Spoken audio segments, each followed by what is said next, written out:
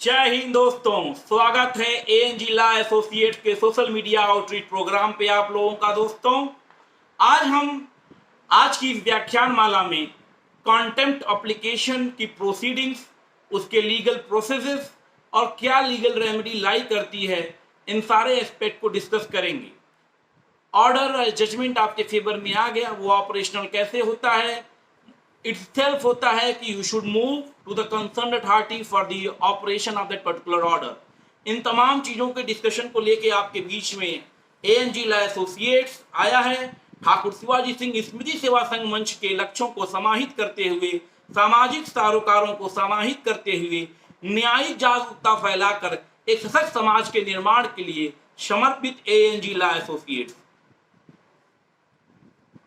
कोई भी जजमेंट जो आता है आपके फेवर में, वो ऑर्डर सेल्फ एक्सिक्यूटेबल नहीं होता है, क्योंकि जब वो ऑर्डर आता है उसके थर्ड एस्पेक्ट में जो उसका ऑपरेटिव पोर्शन होता है, वो किस कंसर्न अथॉरिटी को ऑर्डर इशू है। जनरली वो अथॉरिटीज डीएम, एसपी या एग्जैक्टली मंडलायुक्त या जो भी अथॉरिटेटिव पोजीशन इंस्टीट्यूशंस के होते हैं, उनको ये आदेशित होता है कोर्ट के द्वारा।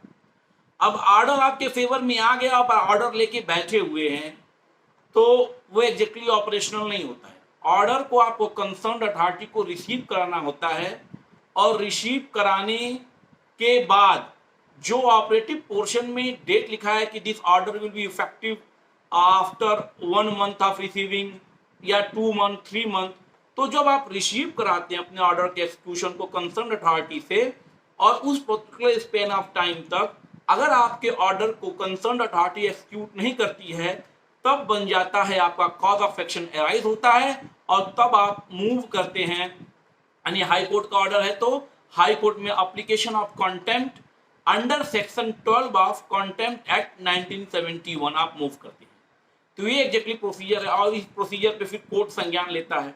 लेकिन आपको कुछ और इंपॉर्टेंट एस्पेक्ट बता दूं कि अगर आप ऑर्डर लेके सो गए, मतलब उसके ऑपरेशन के लिए आपको कोई चिंता नहीं है, आप एक्टिव नहीं है, तो सुप्रीम कोर्ट का एक बहुत ही फेवरेट जजमेंट है।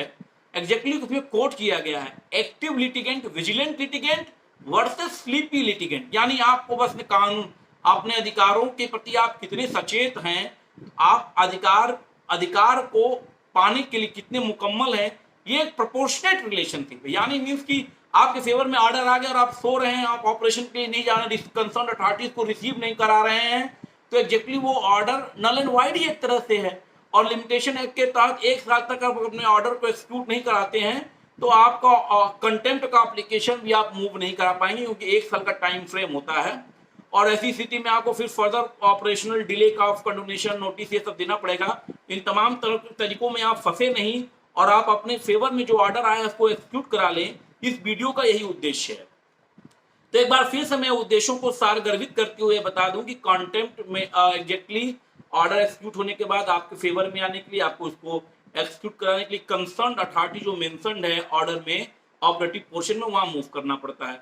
आप मूव किए, आपका कंसर्न नहीं हुआ, जो ऑपरेशनल डेट टाइम फ्रेम दिया हुआ उसमें ऑपरेशन नहीं हुआ, तो आप application of contempt under section 12 of contempt act 1971 लेके आते हैं हाई कोर्ट में या कंसर्न कोर्ट जुडिक्शन जो आपका है।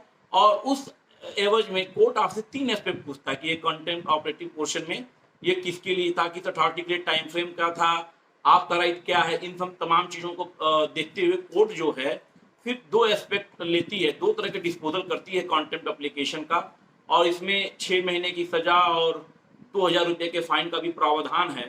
तो माइनर केसेस में क्या होता है, मान लीजिए कुछ जो केसेस हैं बहुत ही इंपॉर्टेंट, या एक एग्जैक्टली प्रत्यावेदन यानी लीगल रिप्रेजेंटेशन के लिए कभी कभी आप कोई ऑर्डर पाते हैं, तो ऐसी स्थिति में कोर्ट एक कह देती है कि भाई 1 मंथ का और टाइम फ्रेम लो, इसमें एक्सिक्यूट कर दो। ये तो माइनर इश्यूज है, लेकिन हमारे मेजर इश्यूज हैं आपके पेंशन से, आपके किसी भी फाइनेंशियल इशू से रिलेटेड अगर हैं, तो इशू ऑफ नोटिस होता है, और एक कॉन्टेम्प्ट एप्लीकेशन की एक नई डेट मुकम्मल हो जाती है, इशू ऑफ नोटिस होता है।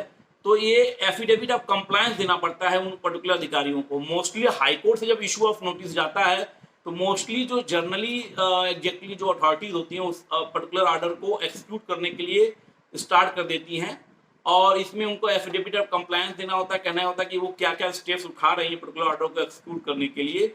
ये एस्पेक्ट है कॉन्टेम्प्ट एप्लीकेशन का। यानी कंटेम्प्ट एक्ट 1971 में सेक्शन 12 के तहत आपका एप्लीकेशन ऑफ कंटेम्प्ट मूव करता है। 1 साल का लिमिटेशन पीरियड है। Cause of action receiving date से एक पर्टिकुलर टाइम फ्रेम जो होता है उसी एवज में कॉज ऑफ एक्शन आपका एराइज करता है। तो ये पूरा एस्पेक्ट आपका कंटेम्प्ट से रिलेटेड है और ऑर्डर के एक्सक्यूशन से है। इस वीडियो का उद्देश्य ये है आपको बताना कि आपके लिए जो ऑर्डर आया है उस ऑर्डर को एक्सिक्यूट कराने के लिए कंसर्न रिसीविंग अथॉरिटी के पास आपको जाना होगा। आप फिजिकली जाइए, लेटर स्पीड पोस्ट से जाइए, ये सारे डॉक्यूमेंट को रखिए ताकि आप अपने एक्टिव और विजिलेंट लिटिगेंट होने का प्रूफ डॉक्यूमेंट कर सकें कंसर्न कोर्ट को। और फिर आपको एक एस्पेक्ट ये ध्यान देना होगा कि जो आपका कॉज ऑफ एक्शन एराइज हुआ तो एप्लीकेशन ऑफ कंटेम्प्ट जो है आप टाइम बाउंड मैनर में मूव करें। यानी 2 चीजें ध्यान रखनी है, ऑर्डर अपने आप एक्सिक्यूट नहीं होगा, उस ऑर्डर को एक्सिक्यूट करने के लिए आपको कंसर्न अथॉरिटी जाना है।